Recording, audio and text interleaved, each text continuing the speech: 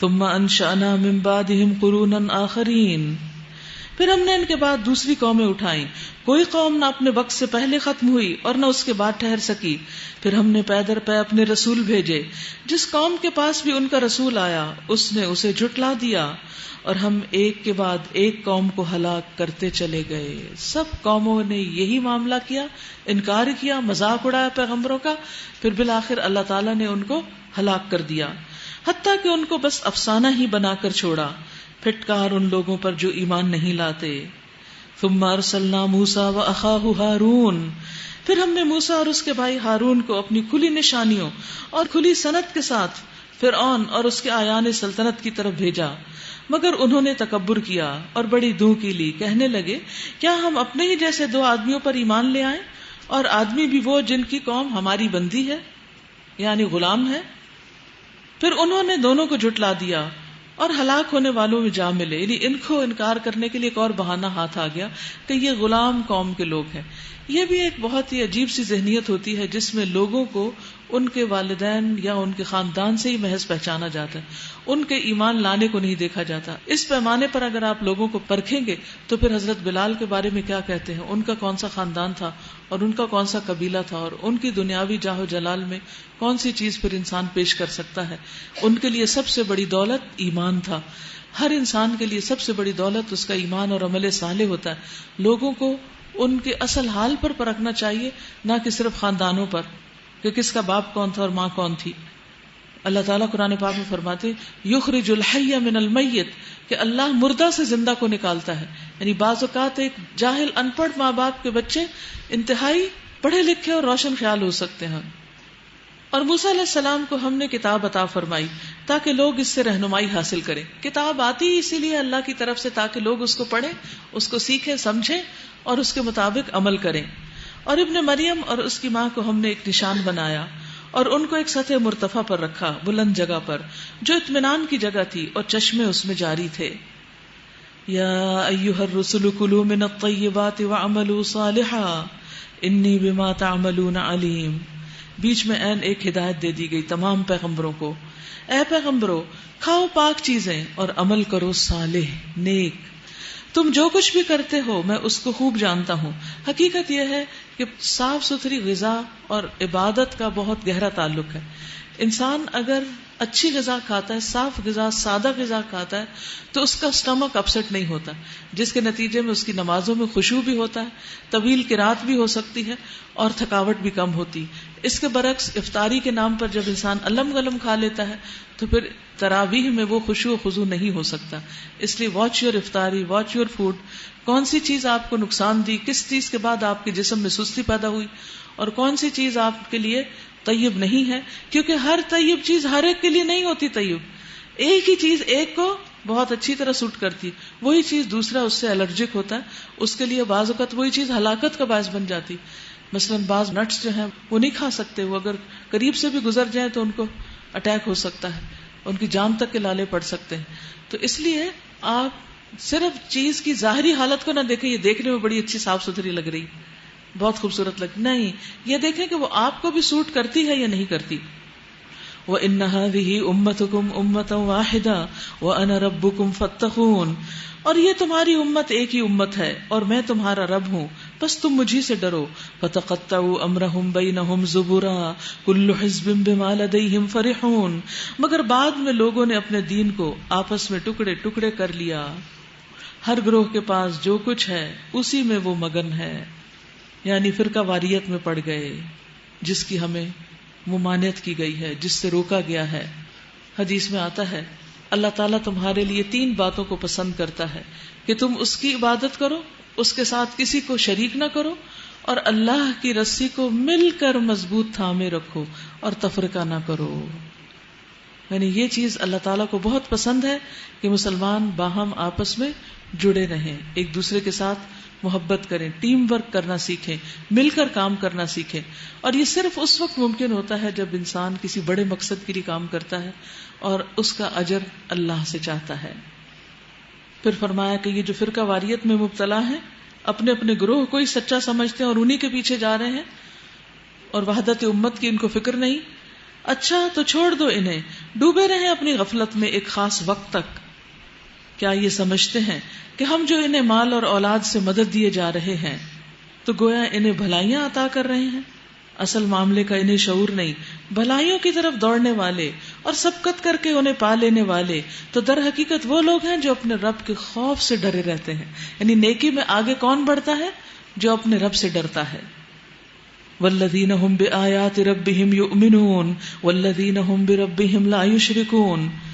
وہ لوگ ہیں جو اپنے رب کی آیات پر ایمان لاتے ہیں، وہ نیکیوں میں آگے بڑھ سکتے ہیں کیونکہ آیت پر یقین ہوگا تو اس پر عمل ہوگا.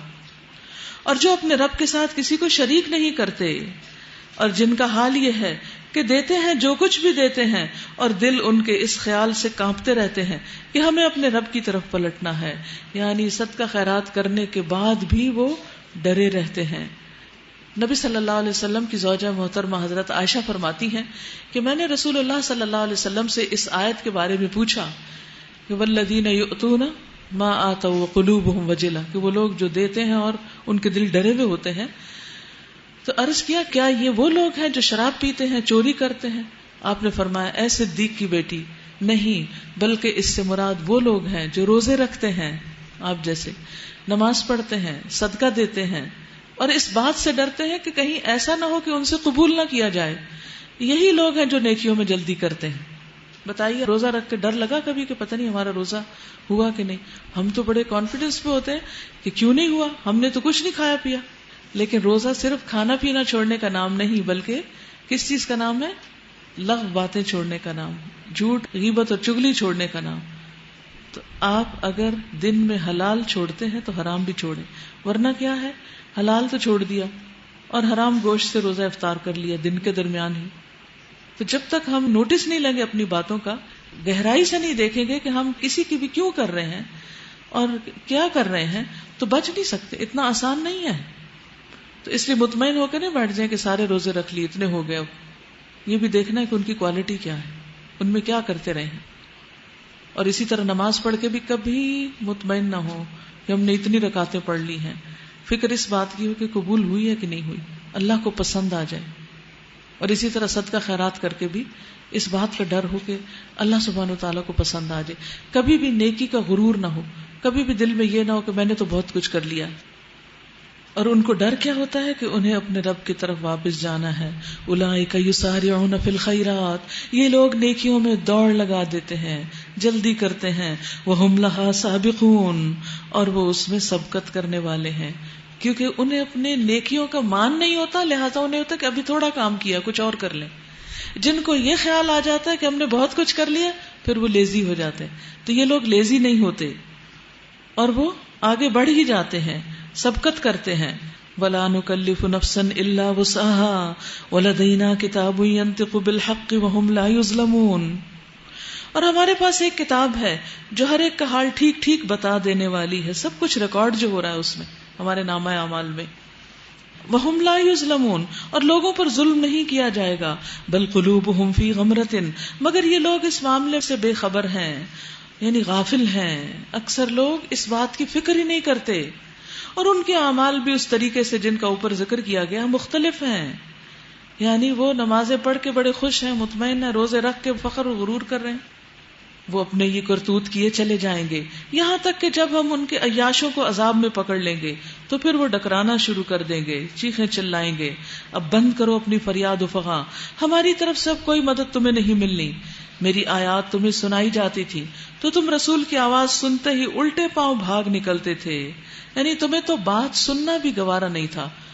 قرآن کی بات، اللہ کی بات، رسول اللہ صلی اللہ علیہ وسلم کی بات تم سننا نہیں چاہتے تھے.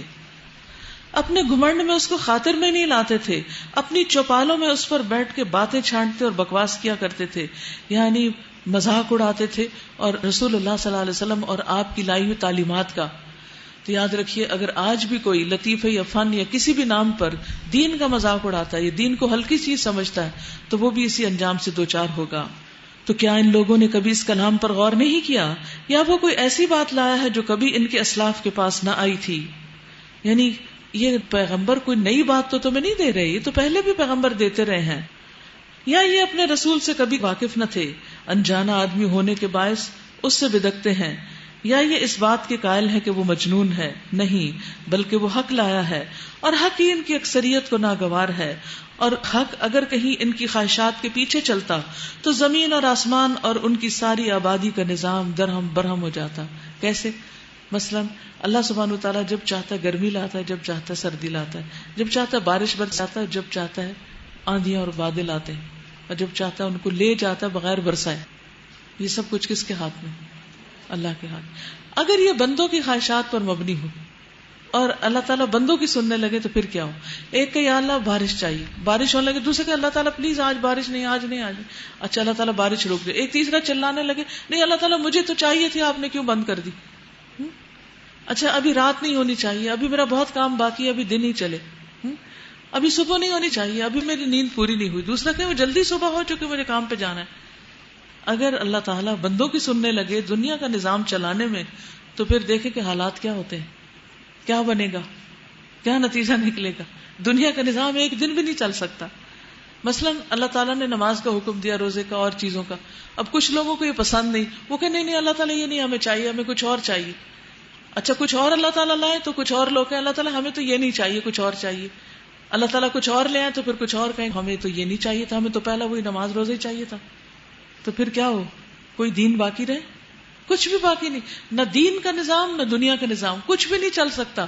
اس لیے بہت ضروری ہے ڈسپلن، کائنات میں بھی ڈسپلن ہو اور ہماری زندگیوں میں بھی ڈسپلن ہو۔ اس وقت بس کڑوا گھونٹ کر کے جو کچھ اللہ تعالیٰ کہتے ہیں پسند ہے یا نہیں اسے کرتے چلے جائیں، تاکہ کل اللہ تعالیٰ آپ سے راضی ہو جائے کہ ان بندوں نے مجھے راضی کر دیا تھا، آج میں انہیں راضی کرتا ہوں۔ نہیں، بلکہ ہم ان کا اپنا ہی ذکر ان کے پاس لائے ہیں اور وہ اپنے ذکر سے منہ موڑ رہے ہیں۔ کل بھی آپ کو یہی بتایا گیا تھا نا کہ اس قرآن میں آپ کا ذکر ہے۔ آج بھی اللہ تعالیٰ کیا فرماتے ہیں؟ یہ باتیں آپ ہی کی ہیں، ان میں آپ ہی کا ذکر ہے اور آپ اپنے ذکر سے منہ موڑ رہے ہیں۔ ام تسألہم خرجا فخراج ربک خیر وہو خیر الرازقین، کیا آپ ان سے کچھ مانگ رہے ہیں؟ تیرے لیے تیرے رب کا دیا ہی بہتر ہے اور وہ بہترین رازق ہے، تو ان کو سیدھے راستے کی طرف بلا رہا ہے۔ مگر جو لوگ آخرت کو نہیں مانتے وہ راہ راست سے ہٹ کے چلنا چاہتے ہیں، کیونکہ ان کو آخرت کی پکڑ کی فکر نہیں۔ اگر ہم ان پر رحم کریں اور وہ تکلیف جس میں آج کے لیے مبتلا ہیں دور کر دیں تو یہ اپنی سرکشی میں بالکل ہی بہک جائیں گے۔ ان کا حال تو یہ ہے کہ ہم نے انہیں تکلیف میں مبتلا کیا، پھر بھی یہ اپنے رب کے آگے نہ جھکے اور نہ عاجزی اختیار کرتے ہیں۔ البتہ جب نوبت یہاں تک پہنچ جائے گی کہ ہم ان پر سخت عذاب کا دروازہ کھول دیں تو یکا یک تم دیکھو گے کہ اس حالت میں یہ ہر خیر سے مایوس ہیں۔ وَهُوَ الَّذِي أَنشَأَ لَكُمُ السَّمْعَ وَالْأَبْصَارَ وَالْأَفْئِدَةَ قَلِيلًا مَا تَشْكُرُونَ، وہ اللہ ہی تو ہے جس نے تمہیں سننے اور دیکھنے کی قوتیں دی اور سوچنے کو دل دیے، مگر تم لوگ کم ہی شکر گزار ہوتے ہو۔ کبھی اپنے دل کا شکر ادا کیا آج تک کہ اللہ تیرا شکر تو نے دل دیا جو دھڑک رہا ہے، اگر تو چاہے تو ابھی بند ہو سکتا، پھر میں کیا کروں گی؟ پھر تو دنیا بھر کے ڈاکٹر بھی اس کو پمپ کر کے نہیں چلا سکتے۔ تو اللہ تعالیٰ شکوہ کریں کہ کم شکر کرتے ہو، تو ہمیں کیا کرنا چاہیے؟ اور زیادہ شکر ادا کرنا چاہیے۔ وہی ہے جس نے تمہیں زمین میں پھیلایا اور اسی کی طرف تم سمیٹے جاؤ گے، وہی زندگی بخشتا ہے، وہی موت دیتا ہے، گردش لیل و نہار اسی کے قبضہ قدرت میں ہے۔ کیا تمہاری سمجھ میں یہ بات نہیں آتی؟ مگر یہ لوگ وہی کچھ کہتے ہیں جو ان کے پیش رو کہہ چکے ہیں۔ یہ کہتے ہیں کہ کیا جب ہم مر کر مٹی ہو جائیں گے اور ہڈیوں کا پنجر بن کر رہ جائیں گے تو ہمیں پھر زندہ کر کے اٹھایا جائے گا؟ یعنی بس یہی بات ان کے دماغ میں گھس گئی ہے اور اس کی وجہ سے وہ آخرت کو مان نہیں رہے۔ ہم نے یہ بھی وعدے بہت سنے ہیں اور ہم سے پہلے باپ دادا بھی یہ سنتے رہے ہیں، یہ محض افسانہ ہائے پارینہ ہیں، گزشتہ قصے ہیں۔ ان سے کہو بتاؤ اگر تم جانتے ہو کہ زمین اور اس کی ساری آبادی کس کی ہے؟ یہ ضرور کہیں گے اللہ کی۔ پھر کہو تم ہوش میں کیوں نہیں آتے؟ ان سے پوچھو ساتوں آسمانوں اور عرش عظیم کا مالک کون ہے؟ یہ ضرور کہیں گے اللہ۔ کہو پھر تم ڈرتے کیوں نہیں؟ ان سے کہو بتاؤ اگر تم جانتے ہو کہ ہر چیز پر اقتدار کس کا ہے اور کون ہے جو پناہ دیتا ہے اور اس کے مقابلے میں کوئی پناہ نہیں دے سکتا، یہ ضرور کہیں گے کہ یہ بات تو اللہ ہی کے لیے ہے۔ کہو پھر کہاں سے تم کو دھوکا لگتا ہے؟ جو امر حق ہے وہ ہم ان کے سامنے لے آئے ہیں اور کوئی شک نہیں کہ یہ لوگ جھوٹے ہیں۔ اللہ نے کسی کو اپنی اولاد نہیں بنایا اور کوئی دوسرا الہ اس کے ساتھ نہیں، اگر ایسا ہوتا تو ہر الہ اپنی خلق کو لے کر الگ ہو جاتا اور پھر ایک دوسرے پر چڑھ دوڑتے۔ یعنی دو الہ کیوں نہیں ہو سکتے؟ دو معبود کیوں نہیں ہو سکتے؟ کیونکہ وہ دونوں اپنی اپنی تخلیق لے کے الگ ہوتے، بٹوارا ہوتا، اکٹھے نہیں کام کر سکتے تھے، کیونکہ دو اتھارٹیز ایک جگہ نہیں اکٹھی ہو سکتی. اور پھر عام طور پر کیا ہوتا ہے کہ دو ایک جیسے لوگ، برابر کے لوگ، ان کی ہمیشہ آپس میں کچھ نہ کچھ انبن رہتی ہے، دنیا میں بھی انسانوں میں بھی. تو کیا الہ جو پاورفل ہو وہ دوسرے الہ کو برداشت کر سکتا ہے؟ ہرگز نہیں. اسی لیے آپ دیکھیں کہ ایک عورت دو آدمیوں سے شادی نہیں کر سکتی، کیونکہ مرد جو ہے پاورفل ہے، حاکم ہے. تو اگر اس کا واسطہ دو لوگوں سے تو وہ تو دو آپس میں ٹکراتے رہیں اور عورت بیچ میں ختم ہو جائے.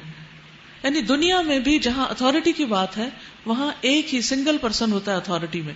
تو اسی طرح اس کائنات کا بھی ایک ہی رب ہے، دو نہیں ہو سکتے، کیونکہ دو ایکول پاور جو ہے وہ ایک جگہ نہیں اکٹھی ہو سکتی.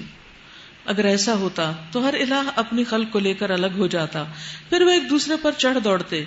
پاک ہے اللہ ان باتوں سے جو یہ لوگ بناتے ہیں، کھلے اور چھپے کا جاننے والا، وہ بالا تر ہے اس شرک سے جو یہ لوگ تجویز کر رہے ہیں. قل رب اما ترینی ما یوعدون رب فلا تجعلنی فی القوم الظالمین. دعا کیجئے اے ہمارے رب جس عذاب کی دھمکی ان کو دی جا رہی ہے وہ اگر میری موجودگی میں تو لائے تو اے میرے رب مجھے ان ظالم لوگوں میں شامل نہ کرنا. اور حقیقت یہ ہے کہ ہم تمہاری آنکھوں کے سامنے ہی وہ چیز لے آنے کی پوری قدرت رکھتے ہیں جس کی دھمکی ہم انہیں دے رہے ہیں. ادفع باللتی ہی احسن السیئہ. اے محمد صلی اللہ علیہ وسلم برائی کو اس طریقے سے دفع کیجئے جو بہترین ہو. یہ نبی صلی اللہ علیہ وسلم کے لیے بھی حکم ہے اور ہم سب کے لیے بھی. ہم جب امر بالمعروف اور نہی عن المنکر کرتے ہیں تو نہی عن المنکر بہت بھونڈے طریقے سے کرتے ہیں. پہلے تو وہ جو کوئی برائی کر رہا ہوتا ہے اس سے سخت نفرت شروع کر دیتے ہیں، پھر اس کے ساتھ ایک دل میں گرج رکھ لیتے ہیں، پھر اس کو تانے دینے شروع کر دیتے ہیں، اور پھر اس کو ڈانٹ ڈپٹ کے بتا دیتے ہیں اور کہتے ہیں ہم نے بتا دیا اب تم جانو تمہارا کام جانو. ایسے تھوڑی. جب کوئی برا کر رہا ہو تو اس کے ساتھ پہلے ہمدردی کا سلوک کریں، اس کا ٹرسٹ بلڈ کریں، اس کو پھر اچھے طریقے سے سمجھائیں. صرف ڈیفینسو نہیں ہو جب وہ کوئی اپنی لاجک پیش کرے، بلکہ اس کے دل کو نیکی کی طرف مائل کرنے کی کوشش کریں عمدہ اور احسن طریقے سے. یعنی کس کے مقابلے میں احسن طریقہ اختیار کرو؟ اپنے دشمنوں کے مقابلے میں. یہاں نبی صلی اللہ علیہ وسلم سے کہا جا رہا ہے نحن اعلم بما یصفون، ہم جانتے ہیں کہ وہ جو بیان کرتے ہیں، یعنی جو بھی کچھ گھڑتے ہیں. وقل رب اعوذ بک من همزات الشیاطین واعوذ بک رب ان یحضرون. دعا کیجئے اے رب میں شیاطین کی اکساہٹوں سے تیری پناہ مانگتا ہوں، بلکہ اے میرے رب میں تو اس سے بھی تیری پناہ مانگتا ہوں کہ وہ میرے پاس بھی آئیں. کہاں یہ کہ وہ آ کے خیالات میرے دل میں ڈال کے مجھ سے کھیلنے لگے، وہ خیالات میرے تک آئیں ہی نہ، وہ پہنچے ہی نہ، اتنی بھی ان کو سکت نہ ہو، ہمت نہ ہو. رسول اللہ صلی اللہ علیہ وسلم جب رات کے وقت تہجد کی نماز کے لیے اٹھا کرتے تھے تو اللہ اکبر کہتے، یعنی تکبیر تحریمہ کہتے، اس کے بعد کہتے سبحانک اللہم وبحمدک وتبارک اسمک وتعالی جدک ولا الہ غیرک. پھر 3 مرتبہ کہتے لا الہ الا اللہ لا الہ الا اللہ لا الہ الا اللہ. پھر 3 مرتبہ کہتے اللہ اکبر کبیرہ اللہ اکبر کبیرہ اللہ اکبر کبیرہ. پھر کہتے اعوذ باللہ السمیع العلیم من الشیطان الرجیم من ہمزہ ونفخہ ونفثہ. میں اللہ کی پناہ چاہتا ہوں جو خوب سننے والا خوب جاننے والا ہے. شیطان مردود مجھ پر کوئی جنون کا اثر نہ ڈالے اور مجھے تکبر پر آمادہ نہ کرے اور غلط شعر و شاعری کی طرف نہ لے آئے. یہ پڑھتے پھر آپ کی رات فرماتے، یعنی شیطان کے ہمز نفخ اور نفث کسی بھی طرح اس کی کوئی چال مجھ پر اثر انداز نہ ہو. کیونکہ سب سے زیادہ شیطان کہاں انسان پر حملہ آور ہوتا ہے؟ نماز کے وقت. اور اگر ہماری نماز درست ہو جائے تو باقی چیزیں بھی خود بخود درست ہونے لگیں گی. حتی اذا جاء احدهم الموت قال رب ارجعون. یہ لوگ اپنی کرنی سے باز نہ آئیں گے یہاں تک کہ جب ان میں سے کسی کی موت کا وقت آ جائے گا.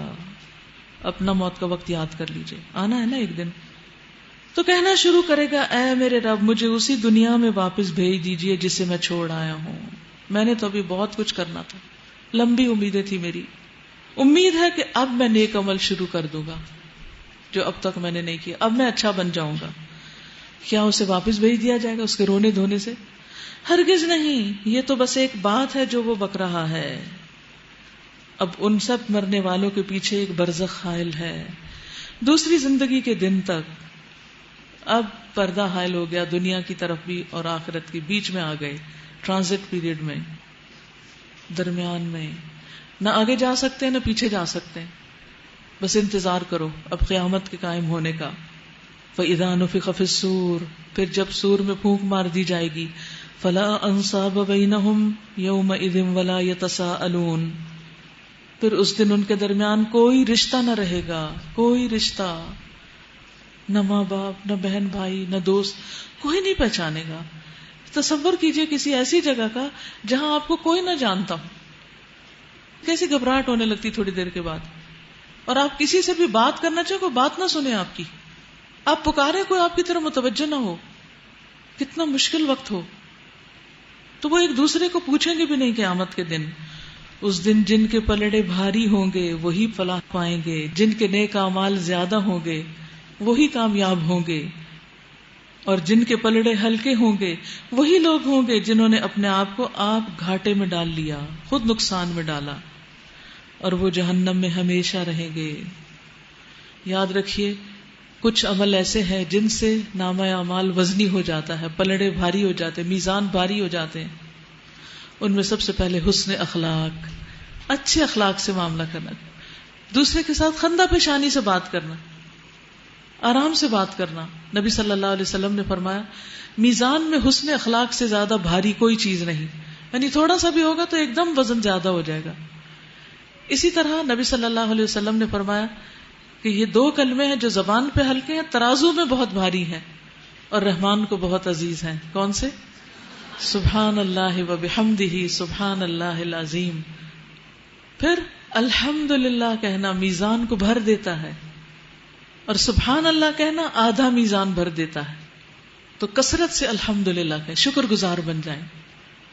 ورنہ جن کے پلڑے ہلکے ہوں گے انہوں نے اپنے آپ کو خود خسارے میں ڈالا، وہ جہنم میں ہمیشہ رہیں گے. آگ ان کے چہروں کی کھال چاٹ جائے گی، ان کے فیس کی سکن اتر جائے گی اور ان کے جبڑے باہر نکل آئیں گے. کبھی وہ جلی ہوئی کھوپڑیاں دیکھی کہ جس میں دانت باہر آ جاتے ہیں، آنکھوں کے صرف ہولز ہوتے ہیں، ناک کا بس صرف ہول ہوتا ہے، کوئی سکن نہیں چہرے پر.